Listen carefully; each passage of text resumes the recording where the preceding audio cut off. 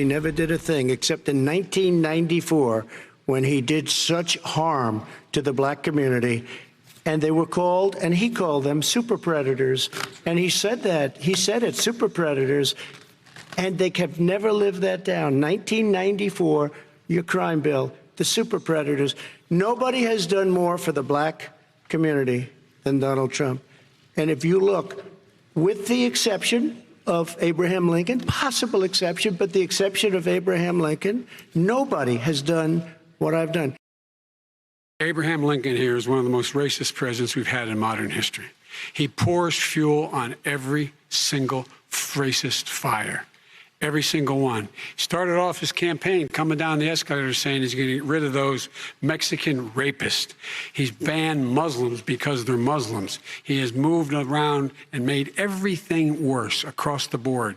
He says about the poor boys, last time we were on stage here, he said, I told them to stand down and stand ready. Come on. This guy has a dog whistle about as big as a foghorn.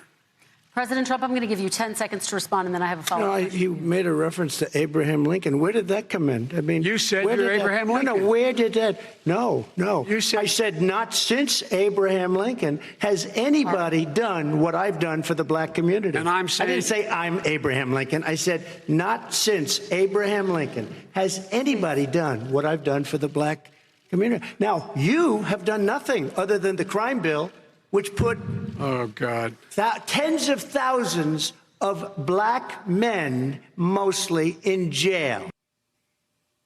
Oh, my gosh. Just Joe Biden in pain at the level of the conversation. Joining us now from the debate site in Nashville, the mayor of Atlanta, Keisha Lance Bottoms. Mayor Bottoms, so he says there's no one who's done more for the black community than him. What has President Trump done for the black community? Well, he's put us on the receiving end of COVID-19, and he's given us the highest death rates in the nation. That's what he's doing for the black community right now. And I can tell you, as an African-American sitting in that audience, I was incensed that he would have the gall to even compare himself to Abraham Lincoln. And when you watch him, you can't help but wonder, does he really believe what he's saying, or does he want us to believe what he's saying? But at the end of the day, what I saw on that stage last night was a man who reaffirmed the reasons that he's not qualified to be president of the United States. How did Joe Biden do last night? Or I'll put it this way, what were his strongest points and what were his weaker moments? I thought that he did a great job last night, and what struck me was the empathy and understanding that he showed last night. When the question was asked about African Americans and their experiences, he went into great detail because he understands. He talked about the difference in someone making $300,000 a year and someone wearing a hoodie and being treated the same. And I know that from personal experience because my husband's been profiled as a shoplifter before. And I was so moved at his level of understanding and his empathy. I thought he did a great job last night. He spoke directly to the American people. He was the adult in the room once again, and he reminded people of his experience and also his vision. Donald Trump doesn't have a vision for this country. As a leader, as an elected official, if I spent every day talking about 4 years ago, I get thrown out of office. All Donald Trump does is talk about his slights, his personal perceived slights. He doesn't offer us anything for the future. And it's the reason that we are in the midst of a pandemic right now in America when countries across the globe have been able to turn the corner on this. Mayor Bottoms, it's Willie Geist. Appreciate you coming on again this morning. I want to ask you about your state of Georgia.